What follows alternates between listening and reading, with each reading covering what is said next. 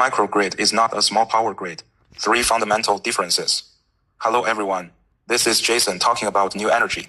I'm Jason. In our last episode, we mentioned that the entire power industry is transitioning toward a new power system. Starting today, we will launch a series of in-depth technical explanations. First, let's correct a widespread misconception in the industry. Many people simply regard a microgrid as a downsized version of a traditional small power grid. This understanding only scratches the surface. There are 3 fundamental differences between the two, which I will break down in detail today. The first core difference lies in the completely different power flow direction.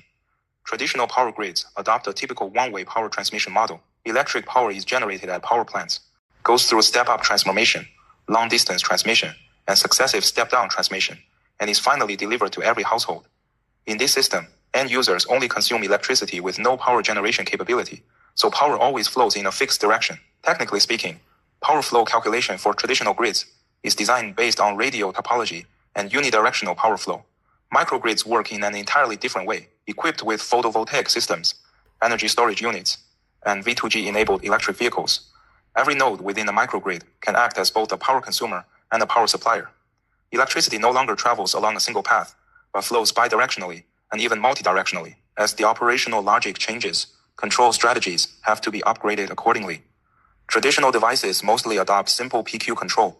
By contrast, grid-tied inverters in microgrids need to be upgraded to VF control, also known as grid-forming control, to support system voltage and frequency. To put it simply, traditional power grids deliver electricity, while microgrids enable electricity to circulate dynamically. The second difference is reflected in system operation modes.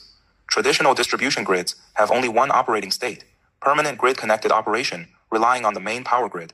It is rare to see a regional power grid operate independently off the main grid, since traditional grids have no islanding operation capability.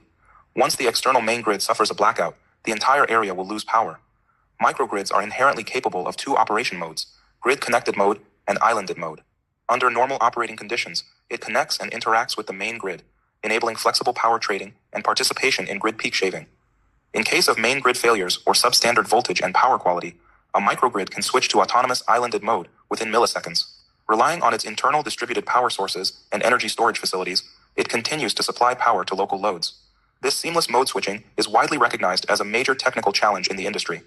In grid-connected mode, inverters operate as current sources following the parameters of the main grid. When switching to islanded mode, they need to instantly convert into voltage sources and independently establish reference values for the entire system's voltage and frequency. Any slight deviation during switching may lead to voltage sags, load tripping, or even overall system instability. 2 mainstream solutions are currently applied. The first combines active islanding detection with fast switching, limiting the switching time within 20 milliseconds. The second is an advanced solution using grid-forming inverters, which run as voltage sources all the time, making the switch between grid-connected and islanded modes almost imperceptible. In short, traditional grids shut down once disconnected from the main supply, while microgrids can operate independently during outages. The third fundamental difference is the overall system control architecture. Large traditional power grids apply top-down, centralized dispatching. Instructions are issued by the central dispatch center and executed level by level by power plants and substations, featuring clear hierarchies and unified management. Load fluctuations on the user side barely affect the massive traditional grid. The operating environment of microgrids is totally different. Local power sources, power networks, loads, and energy storage are deeply integrated. Fluctuations in photovoltaic output, sudden load changes, and variations in stored energy can quickly impact the whole system. For example, a 100 kilowatt load variation counts as a 10% power disturbance for a 1 megawatt microgrid. Yet, for a large-scale grid with a total capacity of hundreds of billions of kilowatts, such fluctuation is nearly negligible. For this reason, centralized dispatching is not applicable to microgrids. The mainstream development direction now is distributed autonomy combined with multi-agent coordination. On the bottom layer, photovoltaic units, energy storage devices, and loads are equipped with independent controllers to make real-time adjustments based on local data. On the upper layer, an energy management system, EMS, conducts global economic dispatching and maintains power balance. This logic is similar to the combination of edge computing and cloud-based overall coordination in the internet sector. Distinctions can also be seen in communication protocols. Traditional grids commonly use IEC 608705104 and IEC 61850 for centralized data collection and remote control. Microgrids, however, rely more on low-latency distributed communication technologies, such as Goose fast messages and MQTT subscription mode, to achieve efficient linkage between all nodes. To sum up, traditional grids operate under unified command from a dispatch center, while microgrids function through independent decision-making and joint collaboration of every single node. Let's summarize the three differences for your easy reference. Power flow, evolving from unidirectional transmission to bidirectional interaction. Operation mode, evolving from exclusive grid-connected operation to dual grid-connected and islanded autonomous operation. Control architecture, evolving from centralized dispatching to distributed autonomy. It should be noted that neither system is superior to the other.